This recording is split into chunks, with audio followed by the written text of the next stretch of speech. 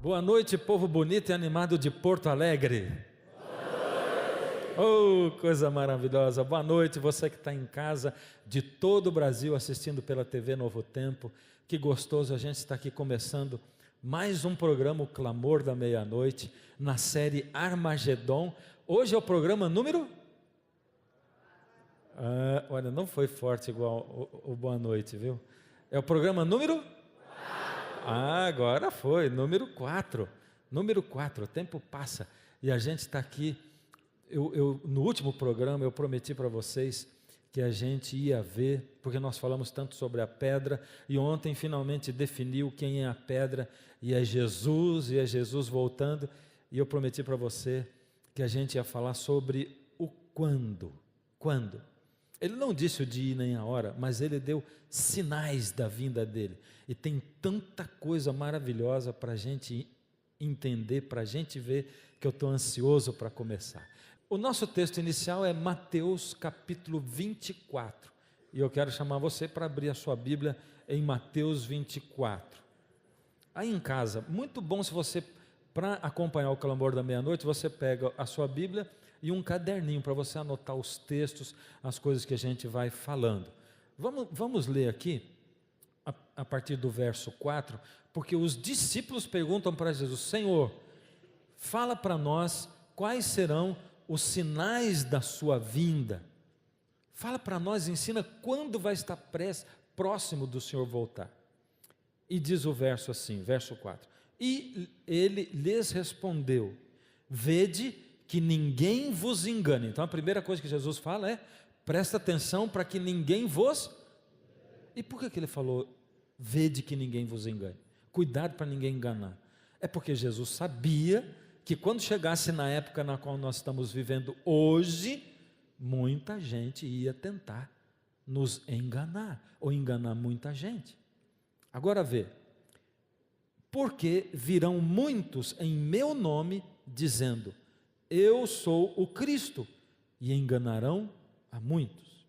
E certamente ouvireis falar de guerras e rumores de guerras. Vede, não vos assusteis, porque é necessário assim acontecer, mas ainda não é o fim. Porque se levantará nação contra nação, reino contra reino, e haverá fomes e terremotos em vários lugares. Eu vou interromper o texto aqui e vou dizer para você, talvez você pense assim: poxa, mas isso já acontece há muito tempo. Guerra acontece desde que o mundo é mundo. Fome em um lugar e outro acontece em todo o mundo. Por exemplo, o povo de Israel mesmo acabou sendo escravo no Egito, porque houve fome em todo o mundo e eles foram para o Egito. Foi ou não foi? E teve fome. E guerra também. E aí? Não fica um negócio assim, mas Jesus falou que ia ter uns negócios. Tá, tem guerra, tem fome, mas sempre teve. É uma pergunta, não é? Fica com essa pergunta na sua cabeça, que nós vamos tocar nela. Aí ele diz assim: porquanto se levantará nação contra nação, reino contra reino, haverá fomes e terremotos em vários lugares, porém, tudo isto é o princípio das dores. Então sereis atribulados e vos matarão. Ele estava falando com quem? Jesus estava falando com quem? Com os discípulos. E vos matarão. Aí ele diz: sereis odiados de todas as nações por causa do meu nome. Nesse tempo, muitos hão de se escandalizar, trair e odiar uns aos outros. Levantar-se-ão muitos falsos profetas e enganarão a muitos. E por se multiplicar a iniquidade, o amor se esfriará de quase todos. Aquele, porém, que perseverar até o fim, será salvo. E aí ele deu o último sinal: e será pregado este evangelho do reino por todo o mundo, para testemunho a todas as nações, então virá o fim. E se você continuar lendo, você vai ver que ele ainda continua dando alguns sinais, tá? E que vão estar incluídos aqui no nosso sermão de hoje. Mas dá uma olhada, sinais da volta de Jesus. Jesus descreveu os sinais e eu vou reunir esses sinais em 4 grupos, tá? Primeiro, ele deu sinais no mundo religioso. Lembra de algum sinal que ele deu que vai acontecer no mundo religioso ou não? Falsos profetas, o que mais? Bom, vamos lá. Ele deu também do mundo moral, ele deu também sinais para o mundo político, e ele deu sinais para o mundo natural, ou para a natureza. Vamos começar a dar uma olhada na relevância disso. Vamos começar pelo mundo religioso. O que ele falou que iria acontecer? Mateus 24, que é o mesmo texto que a gente acabou lendo, no verso 5, porque muitos virão em meu nome dizendo, eu sou o Cristo, e a muitos enganarão. Você já ouviu alguém dizer que é Jesus? Já ouviu? Conhece essa figura aqui? Ele mora lá em Curitiba, lá onde eu moro atualmente. Esse é o Henrique Cristo. E ele diz que é Jesus. Interessante, né? E tem seguidores. Bom, vamos dar uma olhada nesse camarada, chamado David Koresh. Esse camarada, ele dizia que era o sucessor de Jesus, e que ele era o Messias pecador. E ele, em 19 de abril de 93, em Waco, no Texas, ele, com mais 90 pessoas, mais ou menos, morreram queimadas. Essa é uma foto da época em que isso aconteceu, lá em 93, no Texas. Essas pessoas e outras tantas acreditavam que ele era o Messias pecador. Um outro, chamado Charles Manson, ele dizia que ele era a reencarnação de Cristo e que ele ia começar o Armagedon, o Charles Manson. Um pouquinho mais perto de nós, o Reverendo Moon. Já ouviu falar do Reverendo Moon? Quem já ouviu falar? Reverendo Moon. Ele é da Coreia do Norte e ele diz que ele é Deus. Ele diz que ele é o próprio Deus, ou seja, ele se faz um Deus. Jim Jones, já ouviram falar de Jim Jones? Talvez um dos casos mais chocantes, né? Chamado de Reverendo Jim Jones. Mais de 900 pessoas tomaram cianureto pela ordem dele e morreram. Eles viviam numa orgia tremenda. Ele tinha muitas mulheres dentro do acampamento onde eles viviam, e elas eram convencidas de que Jim Jones era o Messias. Isso aconteceu na Guiana em 1978. A Bíblia diz, o Senhor Jesus diz, que no fim dos tempos, as pessoas seriam enganadas porque alguém apareceria dizendo que é Cristo. Ou seja, daqui a pouco tempo, nos tempos em que nós vivemos, vai aparecer alguém muito convincente, fazendo milagres como Jesus fazia, e enganando a muitos dizendo que é Jesus. Hoje no mundo tem mais de 1.200 pessoas afirmando que são Jesus. Jesus diz, então, se alguém vos disser, eis aqui o Cristo, ou ei-lo ali, não acrediteis. Jesus está dizendo, presta atenção, vai ter gente vindo aqui na terra, fazendo milagre parecido com Jesus, e que vai dizer, eu voltei, eu disse que ia voltar e voltei. E a televisão vai noticiar, os noticiários vão dizer, olha aqui, esse camarada faz milagre, ele faz isso, faz aquilo, e está dizendo, eu sou o próprio Jesus e voltei. E o que ele diz? Não acrediteis, portanto, se vos disserem, eis que ele está no deserto, não saiais, ou ei-lo no interior da casa, não acrediteis, porque assim como o relâmpago sai do oriente e se mostra até o ocidente, assim há de ser a vinda do Filho do Homem. Jesus está dizendo, você não deve acreditar, por quê? Se disserem assim, olha aqui na TV está noticiando, Jesus voltou, você diz, não é Jesus. Por quê? Porque a Bíblia diz que todo mundo vai ver a vinda de Jesus, e não vai ser pela TV. As pessoas vão ver com seu olho natural. Aliás, isso já é uma coisa tremenda por si mesma, porque como a terra é redonda, como é que todo mundo vai ver a volta de Jesus? Vai ser um fato que só Ele é capaz de fazer. Ele disse mais, ele disse: levantar-se-ão muitos falsos profetas e enganarão a muitos falsos profetas. A função do profeta não é só profetizar. A função do profeta é pregar também, é ensinar também.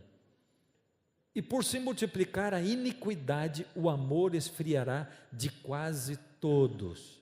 Você vê esse cenário hoje? Nós estamos numa crise de professores. As pessoas não querem ser professor. Por quê? Porque não tem respeito. As crianças não respeitam professores. Aliás, elas não respeitam nem os seus próprios pais, não respeitam avós. Nós somos o retrato disso, no mundo moral. Aliás, nós já entramos no mundo moral, não é? Olha o que Jesus disse aqui: lembre-se disso, nos últimos dias haverá tempos difíceis, pois muitos serão egoístas, avarentos, orgulhosos, vaidosos, xingadores, ingratos, desobedientes aos pais, e não terão respeito pela religião. Você vê isso hoje? Respeito pela religião. Hoje, para algum comediante se vestir de Jesus e os outros de discípulos, e eles fazerem qualquer acrobacia, é muito fácil, é ou não é? Porque ninguém tem respeito pela religião. Mas de novo vem aquele pensamento: será que não teve sempre gente egoísta, avarenta? Teve sempre no mundo ou não? E gente que não tem respeito pela religião? Teve ou não teve? Sim ou não? Sim, sempre teve. Então por que Jesus está falando? Mas ele está dizendo: não terão amor pelos outros, serão duros, caluniadores, incapazes de se controlarem, gente que não tem controle. E sabe, cada vez aparecem vícios novos. Vício de comprar, por exemplo. Quanta gente com problema endividada porque viciou em comprar. Cada vez os vícios aumentam. Não existe mais inocência. Com pouca idade, as crianças têm malícia. Aliás, sabe quando as pessoas dizem assim: olha, a minha menina de 11 anos entrou na puberdade. E o pessoal diz: uau, mas tão nova. Antigamente era com 16 anos, hoje é com 11.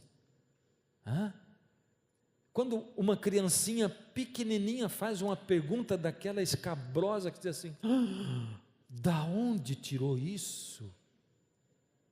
E a gente não percebe que os nossos filhos e as nossas crianças estão sendo criadas por Hollywood, pelas emissoras de televisão e hoje principalmente pela internet.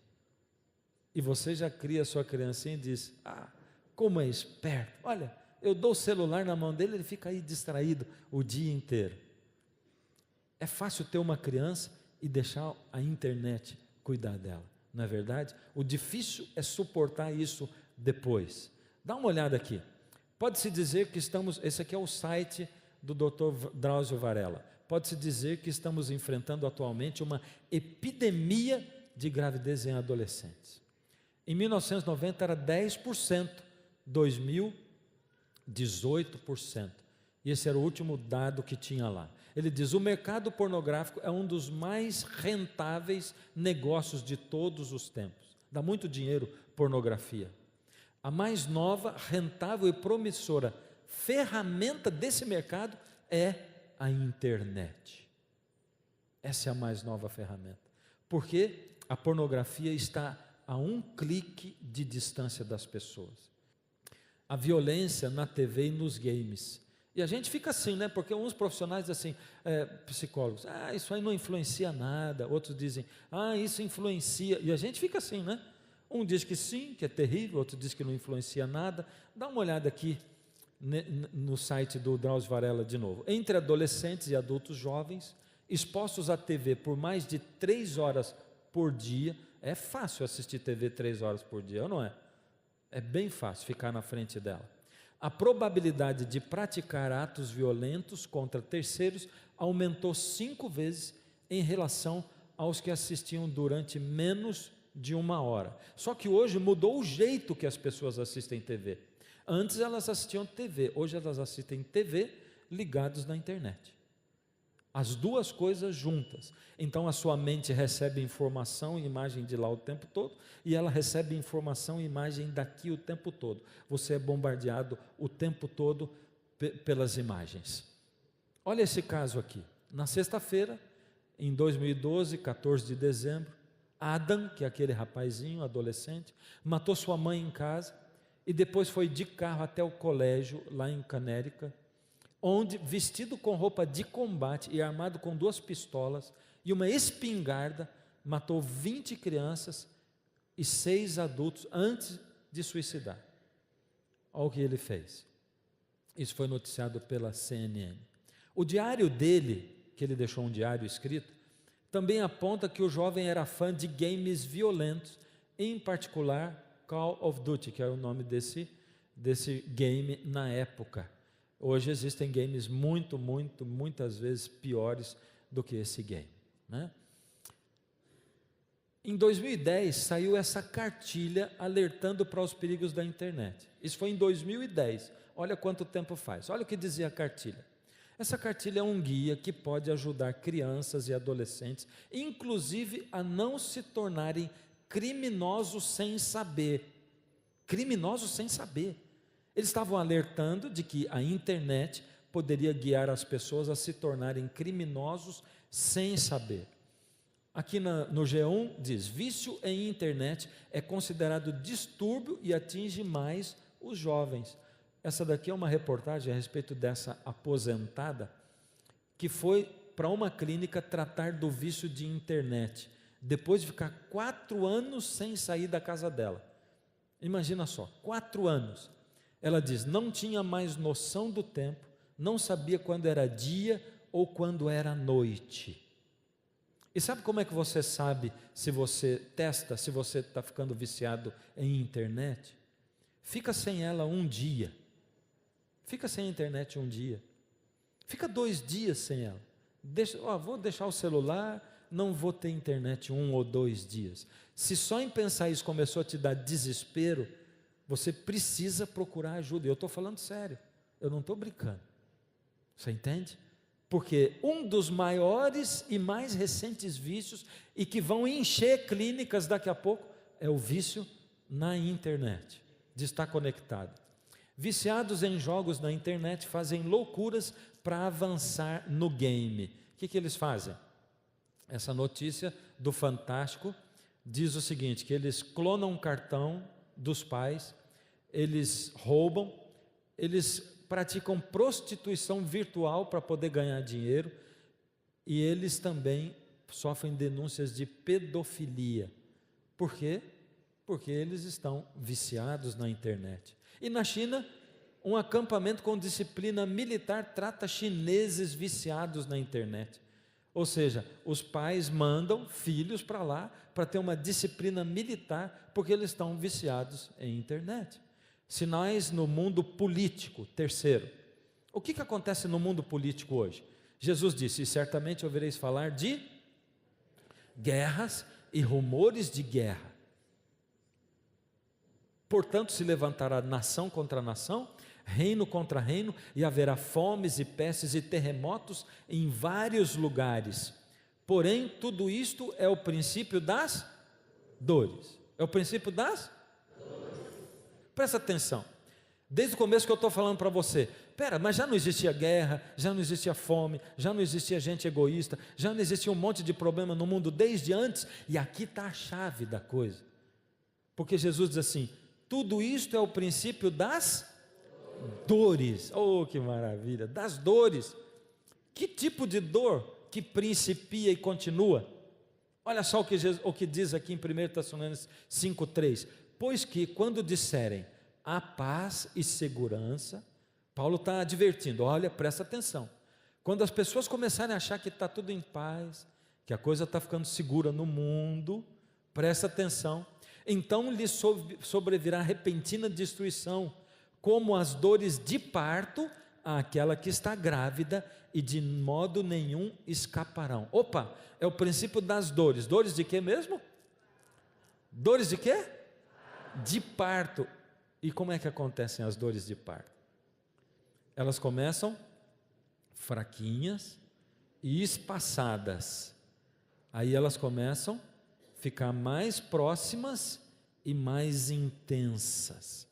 Até quando chega a hora de dar à luz e o momento de dar à luz. E quando uma mulher já entrou em trabalho de parto, as contrações e as dores são muito frequentes e são fortíssimas. Como é que é uma mulher entrando em trabalho de parto dentro de um hospital? Ela vê que está entrando no hospital, olha, tem um monte de gente olhando, ela diz: ai, eu não vou passar esse carão aqui, pagar esse mico de ficar gritando na frente de todo mundo, vou me segurar. É ou não é? De jeito nenhum. Ela grita, ela berra, ela não quer saber quem está do lado. É muita dor. Então é isso que Jesus estava dizendo. Presta atenção, porque essas coisas acontecem no mundo inteiro o tempo todo. Mas quando chegar o fim dos tempos, como acontece com as dores de parto, todos esses sinais, as guerras vão aumentar, o egoísmo vai aumentar, os sinais no mundo natural, os terremotos, tudo vai aumentar, vai tudo ficar mais forte. Olha o que diz mais: porque sabemos que toda a criação geme e está juntamente com dores de parto até agora. De novo, dores de parto. E aqui Paulo está dizendo, a natureza está gemendo. Por que será que a natureza está gemendo? Porque nós, seres humanos, estamos destruindo a natureza, e não só ela, mas nós mesmos que temos as primícias do Espírito, também gememos em nós mesmos, esperando a adoção, a saber, a redenção do nosso corpo. Mais de 203 milhões de mortes em guerras somente no século XX. Século XX, o século passado. Eu nasci no século XX, estou no século XXI, atravessei um século. Muitos de vocês também. Mas 203 milhões de mortes em guerras no século XX. Hoje existem mais de 40 guerras em andamento. Há 8 países que possuem armas nucleares com potencial para destruir a raça humana 50 vezes em menos de 1 hora. Esse é o potencial nuclear atômico que nós temos. Em 11 de setembro surgiu um outro tipo de guerra que atemoriza o mundo até hoje. Qual é? Terrorismo. É uma guerra silenciosa. O inimigo é, entre aspas, invisível. Não dá para saber quem é. E quando você viaja para fora do país, se você for para os Estados Unidos da América, você vai ver que você vai passar por um monte de revistas, mesmo que você estiver fazendo um voo interno dentro do país de um lugar para outro, você tem que ser revistado e revistado o tempo todo. Eles têm medo do terrorismo.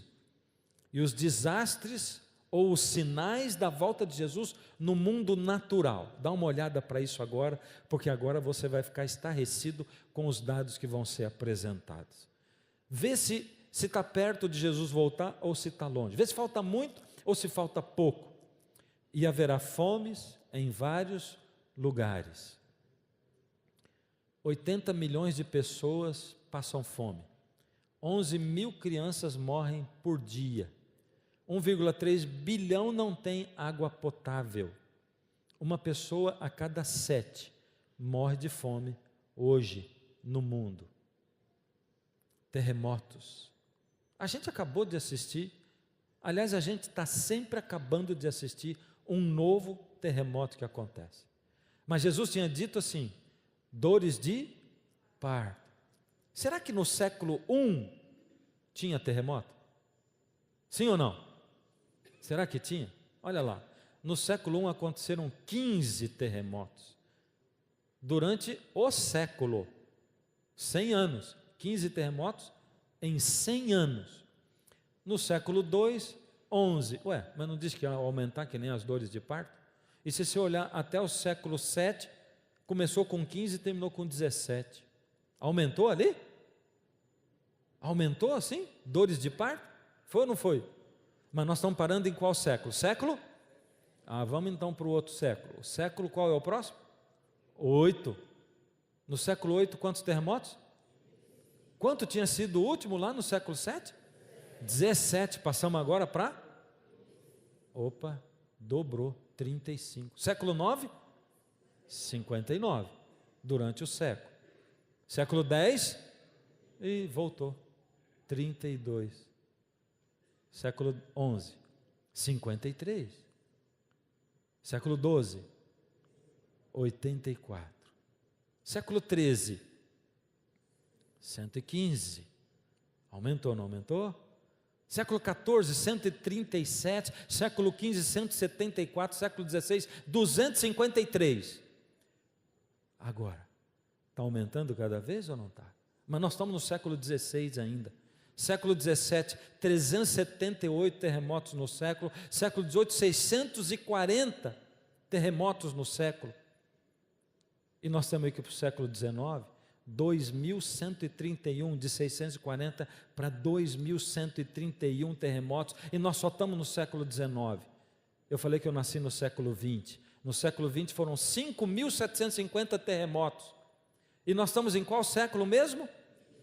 No século 21. Esse quadro aqui, ele mostra que foram 417 mil mortos até 2006. E é uma notícia, mas esse dado diz o seguinte: a cada ano se registram quase 3,5 milhões de terremotos no mundo. A cada ano! Sendo 1.000 de magnitude superior aos 5 graus na escala aberta de Richter. Aumentou ou não aumentou?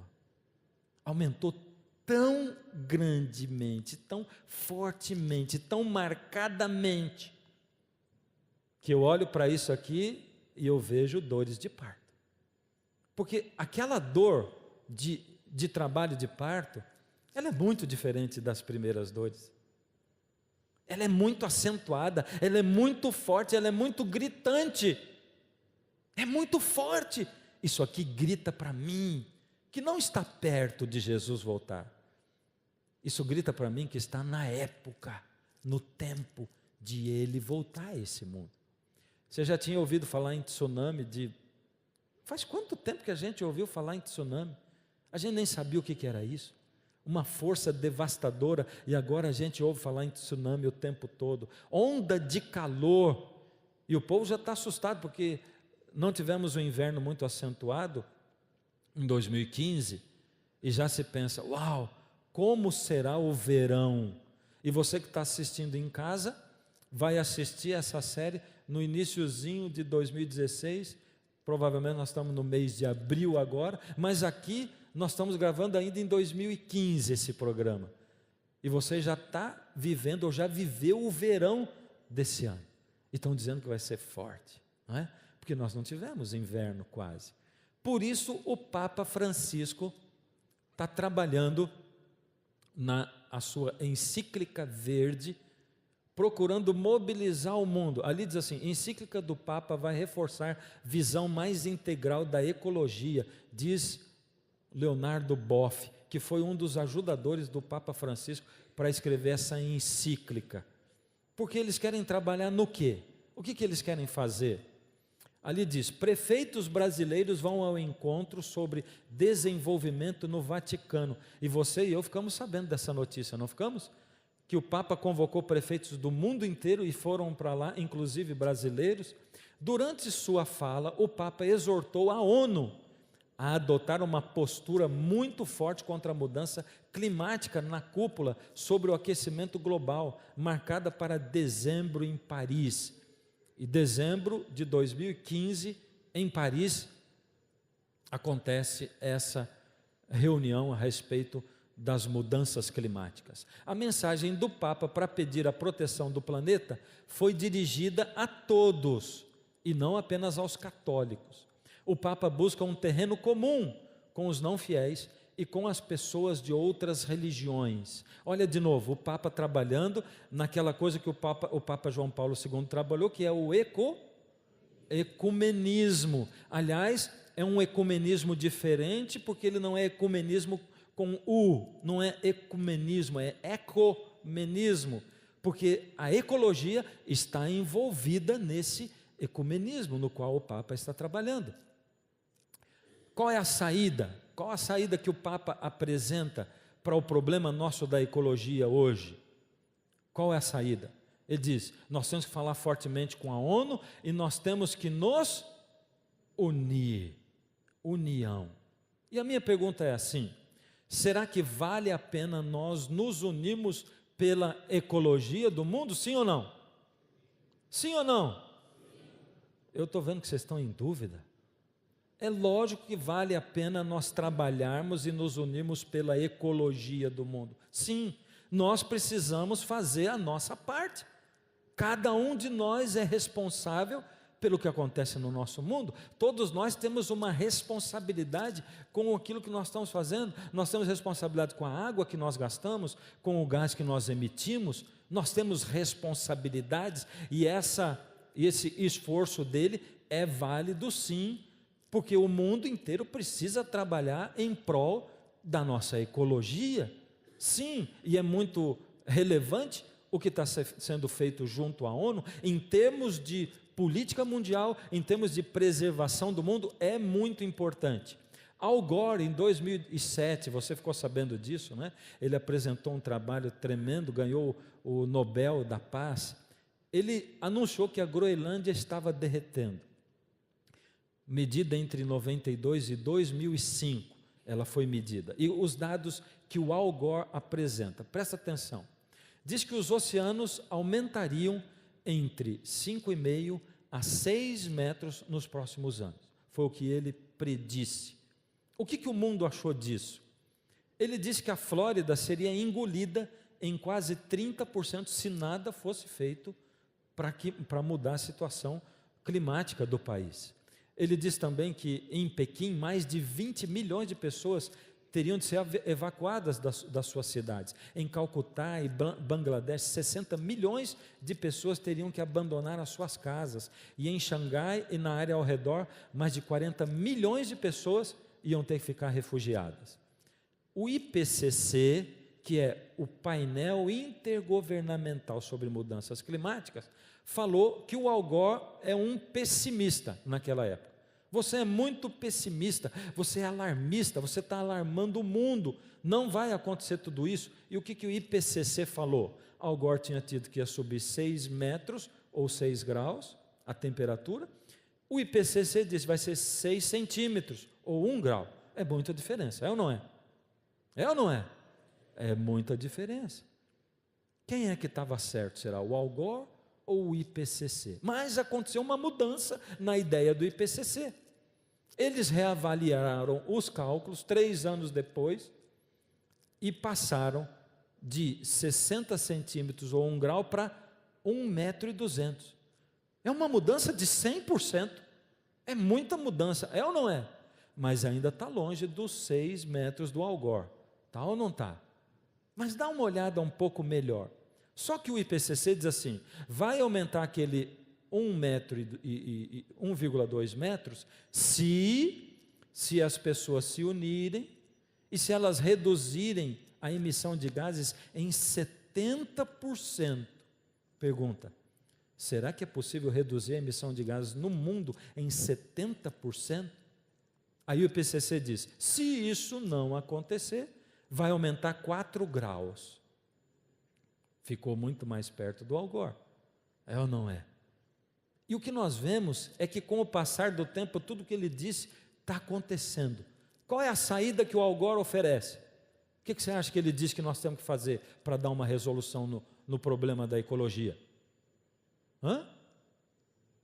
União. Nós temos que nos unir e cuidar do planeta. Ele está certo ou está errado? Certo ou errado? Nós temos que fazer alguma coisa, sim ou não? Sim, você e eu individualmente somos responsáveis. E eu quero apresentar para você esse outro indivíduo chamado Fritjof Capra.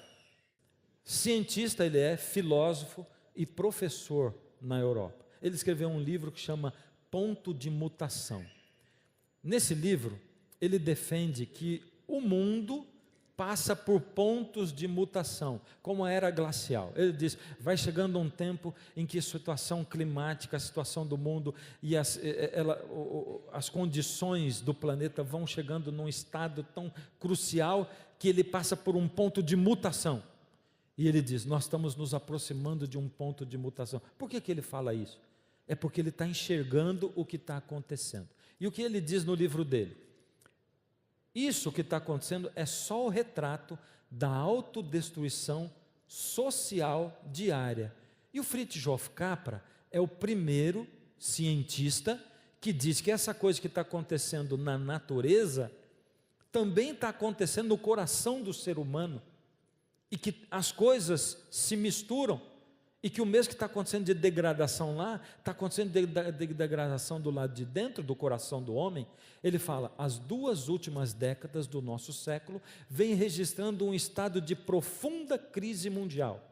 É uma crise de dimensões intelectuais, morais e espirituais, uma crise de escala e preeminência sem precedência na história da humanidade. O que ele está dizendo? Ele está dizendo, essa falta de amor, esse egoísmo, essa falta de respeito, esse povo ficando doente de depressão, todo mundo estressado, ninguém tem tempo, as pessoas não conseguem conviver, elas se matam de trabalhar para ganhar dinheiro, para poder dar para a família, mas elas não conseguem ficar com a família, porque elas gastam tempo trabalhando, e tudo isso aí está acabando com o ser humano. Ele está dizendo, isso é sem precedência, nunca aconteceu isso na história humana para trás. Ou seja, ele está confirmando o que Jesus disse, dores de parto. Ele disse, existiu no passado, mas era pequenininho, agora é muito grande, muito maior, não tem comparação. Ele está falando, ele é ateu, ele não acredita em Deus.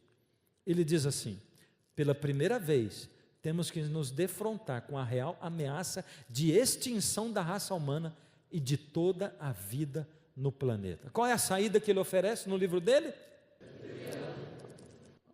Ah, vocês estão certos. União. Ele fala, nós temos que nos unir para dar um jeito nessa sociedade, para dar um jeito na natureza, na ecologia. A minha pergunta é assim, são 2. Primeiro, nós precisamos nos unir e cada um fazer a sua parte para melhorar a situação ecológica do planeta, sim ou não?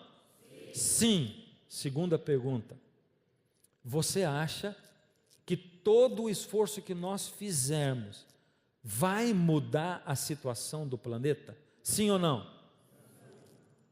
Sim ou não? Eu acho que vai mudar. Eu acho que vai mudar. É que eu enganei você. Eu vou fazer uma terceira pergunta. Você acha que vai resolver? Sim ou não? Vamos dar uma olhada nesse camarada. Olha o nome dele, Alan Weisman. E ele escreve um livro muito interessante. Eu li esse livro dele, e nesse livro ele diz o seguinte: o nome do livro é O Mundo Sem Nós. O Mundo Sem Nós. O que ele propõe no livro? Ele diz assim, vamos supor, para termos de estudo científico, que de repente a humanidade desaparecesse do planeta Terra, de um dia para o outro, não tem ninguém mais vivendo no mundo. Isso significa o quê?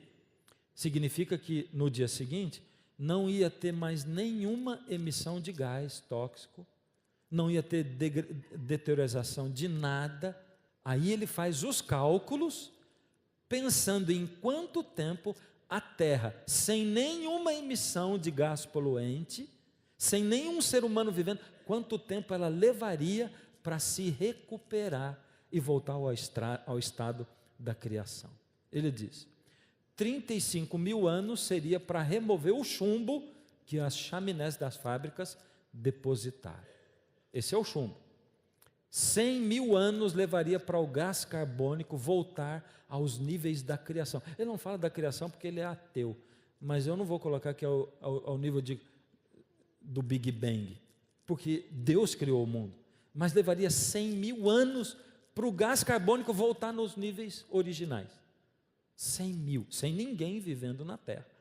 Levaria centenas de milhares de anos para os micróbios conseguirem tornar o plástico que foi depositado na Terra biodegradável. É muito tempo, não é? O que você acha? E depois de 10,2 bilhões de anos, o bronze fundido nas nossas esculturas e todos os utensílios de bronze ainda seria reconhecível sobre a face da terra. E a minha pergunta é assim: nós precisamos trabalhar na ecologia? Sim. Vai adiantar alguma coisa a gente trabalhar na ecologia? Sim. É o nosso dever trabalhar na ecologia? Sim. Eu, como ser humano, vou ser cobrado por Deus de ter cuidado do planeta que Ele deu para mim.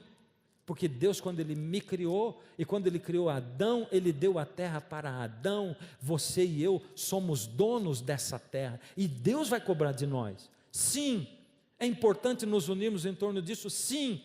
Vai adiantar? Vai resolver? Não, não vai resolver. Mas eu tenho que continuar trabalhando. Mas o maior de todos os sinais, ele está em 2 Pedro, capítulo 3. Presta atenção. Abre a sua Bíblia. E essa é a última coisa que nós vamos ler da Bíblia aqui. Capítulo 3. Presta atenção no que isso diz. Para mim, o maior sinal da volta de Jesus que está acontecendo hoje, está aqui em 2 Pedro 3. Verso 3 diz: tendo em conta, antes de tudo, que nos últimos dias virão escarnecedores com seus escárnios. O que é um escarnecedor? É quem ri de Deus, do conceito de Deus e de quem ama a Deus. É quem ri da pureza e exalta a malícia. Escarnecedor é quem não aceita Deus e não quer saber de Deus. Virão escarnecedores com os seus escárnios, andando segundo as suas próprias paixões. Eles vão dizer: sabe por que eu faço isso? Porque eu gosto. Eu sou dono do meu nariz. Eu gosto, eu faço. Eu faço sexo com quem eu quero, quando eu quero, quantas vezes eu quero, porque eu gosto e eu faço. Essas pessoas sofrem, viu? Sofrem muito. Embora a televisão pregue para a gente que você tem que fazer sexo com todo mundo mesmo, a maioria dessas pessoas acabam solitárias. Não tem uma pessoa de quem ela cuida e que cuida dela. Não tem amor de verdade. Não conseguiram desenvolver amor. Porque quando era a hora de abrir mão do meu sentimento por causa dela, sabe o que eu disse? Eu disse: o amor acabou. Pronto, vou para outra. E eu não mudei por causa disso. Não tive oportunidade. Diz aqui, e dizendo: onde está a promessa da sua vinda? Porque desde que os pais morreram, todas as coisas permanecem como desde o princípio. Está dizendo aqui: nos últimos tempos virão pessoas escarnecedoras, que vivem segundo a sua própria paixão, e elas vão dizer: cadê a volta de Jesus? Que vocês não falaram que ele ia voltar? Cadê? Desde que eu me conheço por gente, eu ouço falar nessa história, e Jesus não voltou ainda. Pergunta para você: esse tipo de gente é gente que já ouviu falar da volta de Jesus, sim ou não? Você acha que eles são crente ou não crente? Crente ou não crente? Eles são crente. Porque estão dizendo: desde que eu era criança eu ouço falar da volta de Jesus, e ele não voltou ainda. E para mim esse é o maior sinal, porque dentro do mundo cristão, hoje as pessoas não acreditam na volta de Jesus. É no mundo cristão. E as pessoas no mundo cristão estão vivendo de acordo com os seus prazeres, é o que está dizendo aí. Agora eu vou dizer para você, eu vou usar uma comparação que Paulo faz. Ele diz assim: eu ando por aí e eu corro, não como quem corre no estádio para ganhar uma medalha. E eu também luto, sabe? Eu dou socos, mas eu não dou soco no ar, não, e nem nos outros. Eu esmurro o meu próprio corpo e o reduzo à escravidão. Em outras palavras, eu mando no meu corpo, não é ele que manda em mim. Eu digo para ele: você quer? Não vai fazer. Você não vai fazer porque quem manda em você é a minha cabeça. Não sou escravo do meu corpo. Porque se eu fizer isso, eu vou pregar para um monte de gente e eu vou me perder, Paulo fala. Eu vou pensar aqui, ele diz assim: os atletas, eles treinam muito, muito, e eles têm uma disciplina rígida, e é verdade. Vamos pensar no César Cielo. Será que o César Cielo, ele dorme a hora que ele quer? Sim ou não? Ele acorda a hora que quer? Ele come o que ele tem vontade? Treina, hoje não estou a fim de treinar, a hora que ele quer? ele tem uma disciplina rígida. Sabe por quê? Porque ele está dentro de um treinamento, ele é atleta. E ele tem que estar preparado a qualquer momento para cair numa piscina e ganhar uma medalha ou bater um recorde. Esse é o foco dele. É isso que Deus está falando para mim e para você. Ele está dizendo, você precisa ter um foco e se preparar espiritualmente para esperar Jesus voltar, porque senão você vai estar do jeito que a maioria dos cristãos está vivendo hoje.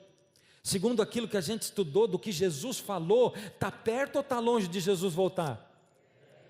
Está perto ou está muito perto? E quantas igrejas você ouve falar sobre a volta de Jesus? Em quantas? De quantos púlpitos você ouve falar, filho, para de viver essa sua vida desesperada pelas coisas desse mundo, porque Jesus está voltando, olha os sinais que Jesus deu, o mundo sofre e geme com dores de parto, a natureza, e Deus vem, Ele vem para compensar aqueles que o escolheram, e Ele vem para fazer justiça com aqueles que estão destruindo a terra. Quantas pessoas você ouve?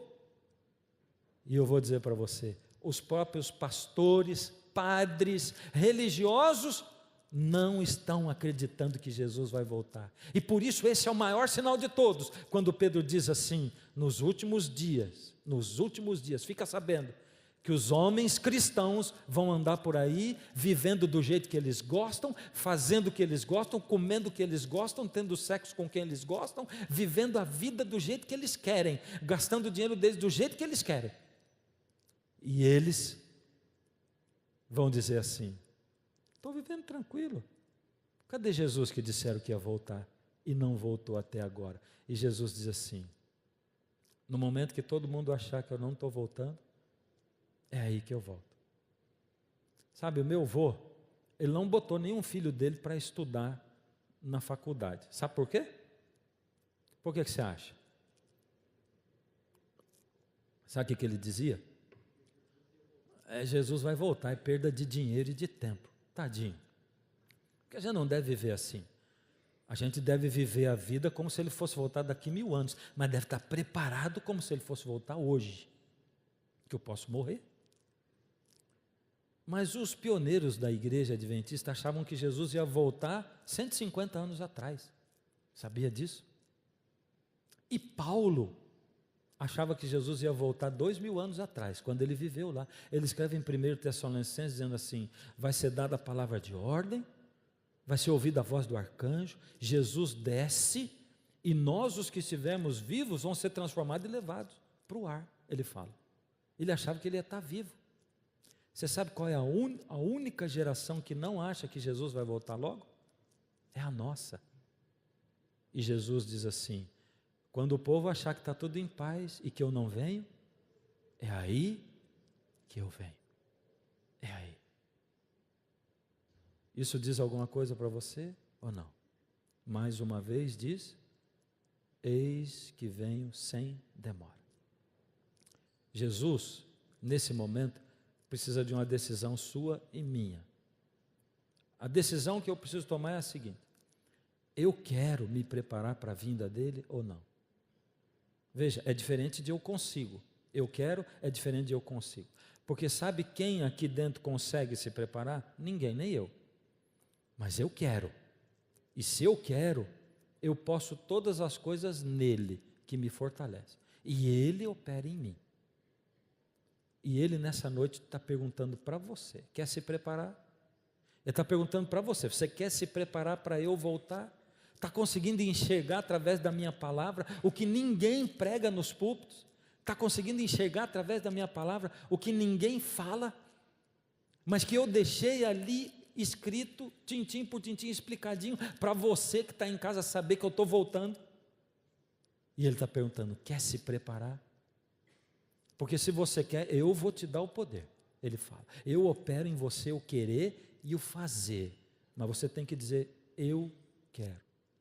Então o que vai acontecer é o seguinte. Eu vou cantar uma última música.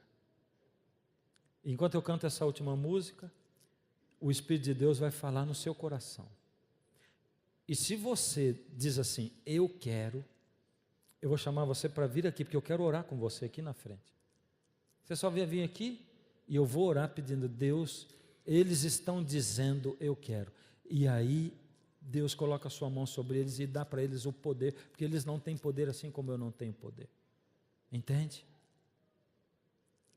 Então, quando o Espírito de Deus estiver tocando em você e falando, vem, aceita, ouve, vai, você não diz não. Você vem. Porque o máximo que você pode dizer é assim, Senhor, eu não consigo me preparar. Mas Ele vai dizer, tudo bem, você está aqui para eu te dar essa força, para você se preparar. Você sai daí e vem. E você em casa, se levanta onde você está. Eu posso ouvir, é o poder dos ventos, é o Rei que vem e bem mais perto está. Posso quase ouvir trombetas dos anjos do Senhor.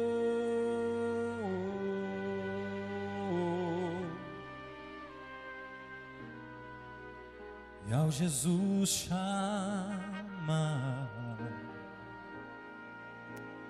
vamos para o lar. Amém.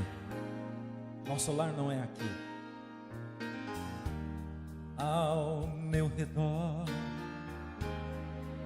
profecias estão se cumprindo.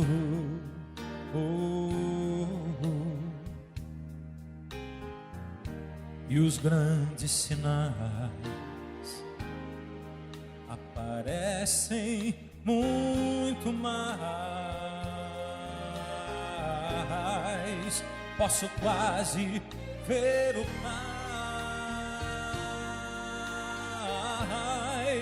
ajuntando os seus filhinhos,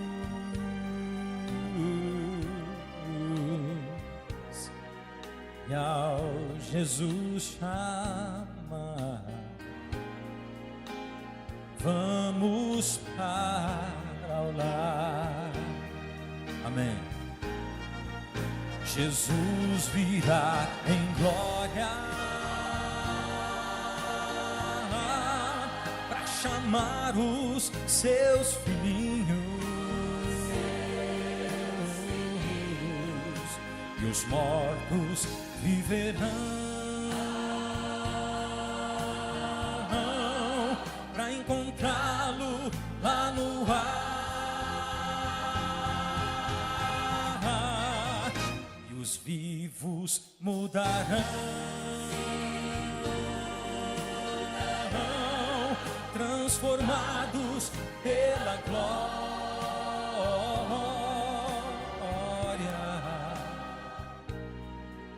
E a Jesus chama, vamos para o lar. Você consegue ver o que eu estou vendo? Mundo ao meu redor, profecias estão se cumprindo.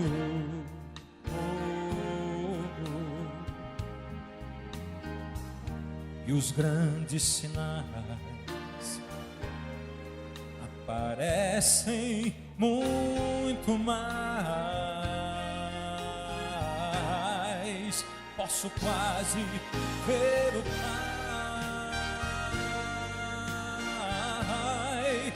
ajuntando os seus filhinhos,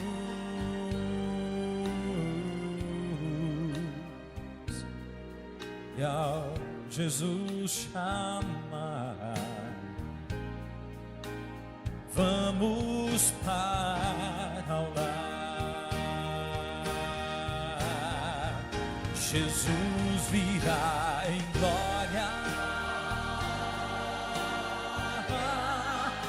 chamar os seus filhinhos, e os mortos viverão, para encontrá-lo lá no ar, e os vivos mudarão, transformados pela glória.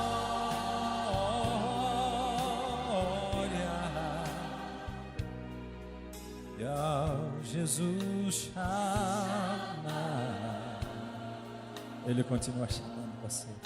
E ao Jesus chamar, você não vai dizer não ao chamado de Jesus, vai?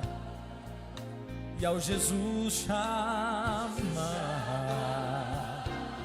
meu Jesus virá em glória, para chamar os seus filhinhos, e os mortos viverão, para encontrá-lo lá no ar, e os vivos mudarão, transformados pela glória.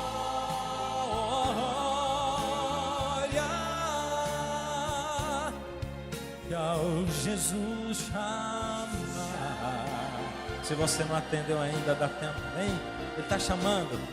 E ao Jesus chamar, e ao Jesus chamar, vamos para o lar, vamos para o lar, para o lar.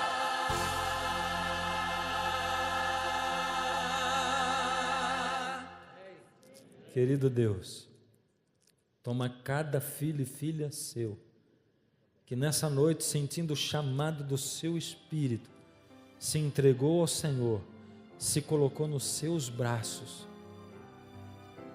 Toma cada um deles e dá a força que nós precisamos, Pai, para nos preparar para a sua vinda, porque é muita coisa que tem que mudar na nossa vida, Senhor, mas elas são fáceis de mudar se o Senhor habitar em nós, porque o Senhor é o que muda os nossos gostos e nos transforma. Então nos prepara, Pai, e nos faz atentos para a sua palavra, para a verdade contida na Bíblia, em nome de Jesus, amém.